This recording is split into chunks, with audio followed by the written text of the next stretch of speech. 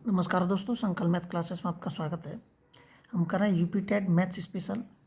मैं आज से आपको यूपी टेट से संबंधित अभ्यास प्रश्न कराऊंगा और अभी टाइम बहुत है। मई जून 2 महीने में आपको अभ्यास प्रश्न ही कराऊंगा और उम्मीद करूंगा कि उनमें से उनसे बाहर आपको प्रश्न न मिले और उन पर आधारित जो भी प्रश्न हो उनका आप अभ्यास करते रहें और इन प्रश्नों का भी अभ्यास करते रहें और नोट करते रहें। किसी संख्या के 3/4 का 2/3 24 के बराबर है तो संख्या का 1/4 क्या होगा। देखिए, सबसे पहले तो हमें संख्या पता होनी चाहिए। जब हमें कोई संख्या पता होगी जभी तो उस संख्या का 1/4 करेंगे हम। लेकिन प्रश्न की शुरुआत में करें संख्या के, तो संख्या x मान ली, के का मतलब गुणा का निशान हो गया। संख्या के 3/4, का मतलब फिर गुणा का निशान हो गया। 2/3 किसके बराबर है? 24 के बराबर है। जब कभी का की के आए तो उसकी जगह आपको गुणा का निशान लगाना है। अब देखिए, इनको काट दीजिए। 2 से कट गया, 3 से, इस 3 को यहाँ से 3 से काट दीजिए आप। 3 दूनी 6 यहाँ से काट दीजिए आप। कैलकुलेशन को जितना सरल कर लेंगे, जितना अच्छा कर लेंगे आप, ऑटोमेटिकली सवाल वही आपके सामने आ जाएगा। देखिए, 2 से कट गया, 2 दूनी 4, 3 से कट गया हमारा, और 24 दूनी 48, सीधा आ गया x बराबर के 48। अब ये x बराबर के जो 48 है ये संख्या आई है। अब इस संख्या का 1/4 कह रहा है तो संख्या का मतलब गुणा हो गया 1/4, 12 उत्तर हो गया आपका। अगर रूट में इस तरीके से सवाल आता है आपके सामने और पूछता है कि वर्गमूल क्या है, तो आपको एक संख्या रूट से बाहर दे रखी होगी। तो आपको सबसे पहले ये जो संख्या दे रखी है 7, और रूट के अंदर जो संख्या दे रखी है उसको ऐसे कौन सी दो संख्याओं में तोड़ूं कि जिनका योगफल 7 हो जाए। तो मैंने ये जो 10 तोड़ा है, 2 × के 5, 5 दूनी 10, 5 और 2 7 हो गया। या तो इसको पूरे रूट के अंदर लिख दीजिए ऐसे, या इनको दोनों को अलग अलग लिख दीजिए, एक ही बात है, कोई अलग नहीं है। ये रूट में अलग है और गुणा इंटू की रूट में अलग है, या ऐसे लिख दीजिए, ऐसे लिख दीजिए, एक ही बात है। अब यहाँ पे एक छोटी सी चीज़ और मैं बताना चाहूँगा कि यदि रूट के अंदर संख्या एक जैसी हो, रूट के 2 इंटू के रूट के 2, और इन दोनों का जब मैं आपस में गुणा करूँगा, गुणा का निशान लगाया ना, गुणा करूँगा तो 2 का, तो संख्या उतनी ही आ जाएगी जितनी रूट के अंदर लिखी हुई है। रूट के 5 इंटू रूट के 5 होगा तो 5 हो जाएगा। रूट के 6 इंटू रूट के 6 होगा तो रूट के 6 हो जाएगा।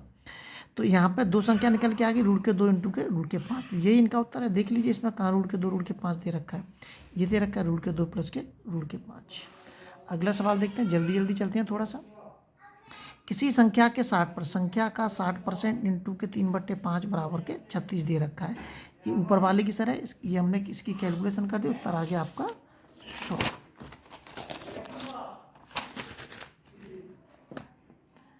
आगे दे रखा है, देखिए कि पाई है। पाई क्या है? एक अपरिमेय संख्या है।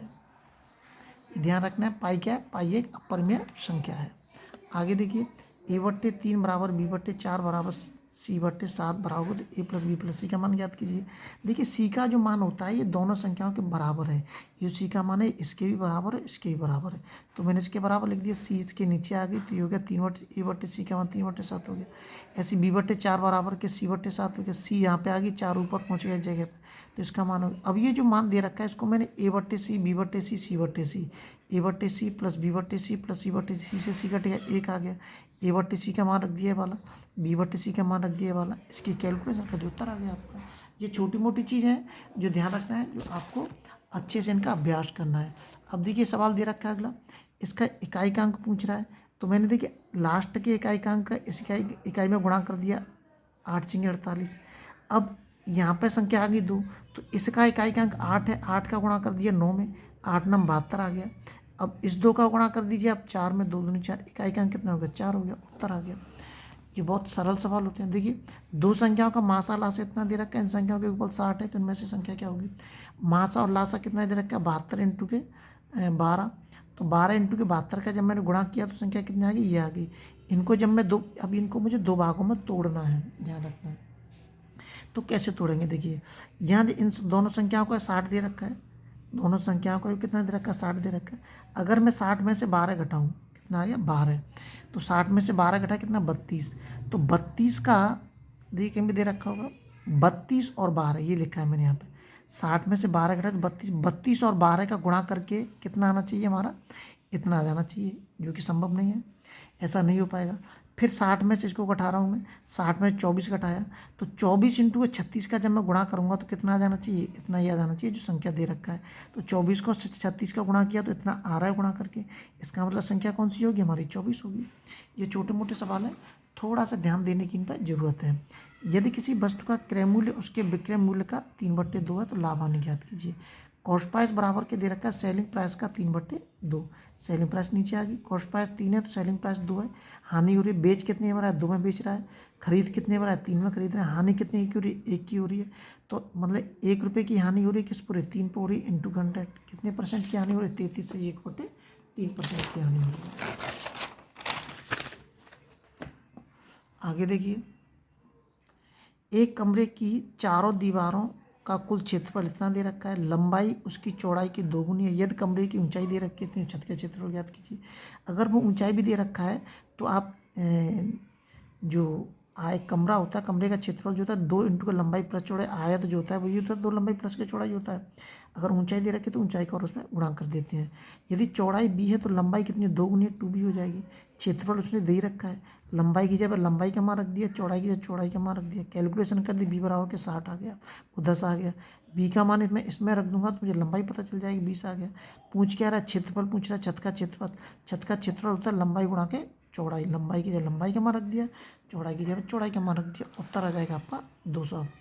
यदि संख्या 600 वो जीत रखा 604, यहाँ पर कोई खाली संख्या है तो 11 से विभाज्य होगी कि नहीं, कौन सी संख्या आएगी। तो आपको इसका नियम याद होना चाहिए, मैंने इनके सारे नियम आपको बता चुका हूँ। इनके नियम क्या होते हैं कि ये देखिए 1 नंबर पे, ये 2 नंबर पे, ये 3 नंबर पे, और यहाँ जो संख्या है वो 4 नंबर पे होगी और ये 5 नंबर पे। तो ये वाली कितनी, ये विषम है, ये विषम है और ये विषम है। विषम विषम मैंने जोड़ दिए, कितने हो गए, 16 हो गए। सम जोड़ा 0। अब 0 में यहाँ पर कोई संख्या मतलब खाली संख्या, इसमें से कोई ऐसी संख्या नहीं है जिसको अगर मैं 0 में जोड़ूँ तो वो 16 हो जाए, नहीं है ना।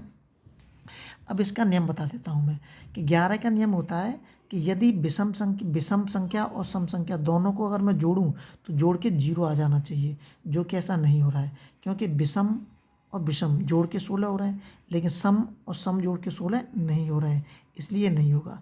और इसका ही एक नियम ये होता है कि यदि 0 नहीं आ रहा है तो विषम संख्या में से या सम संख्या में से कोई, अगर विषम संख्या में से घटाऊंगा मैं सम संख्या को तो घटाने के बाद 11 आ जाना चाहिए, ये वाला 11 ही आ जाना चाहिए, तो वो उसका उत्तर सही माना जाता है।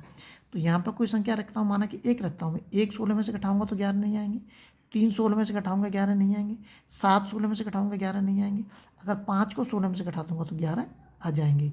अगर ये वाला नियम फेल होता है तो इस वाले नियम को आप अपनाएंगे। इन दोनों नियमों को आपको याद रखना है, क्या, सम और विषम दोनों को घटा के 0 आ जाना चाहिए, तो समझ लेना कि वो संख्या 11 से कट रही है। अगर ऐसा नहीं होता है तो विषम संख्या में से ऐसी कौन सी संख्या घटाई जाए कि घटा के 11 आ जाए, तो समझ लीजिए जिस संख्या को आप घटाएंगे वो उसका उत्तर होगी।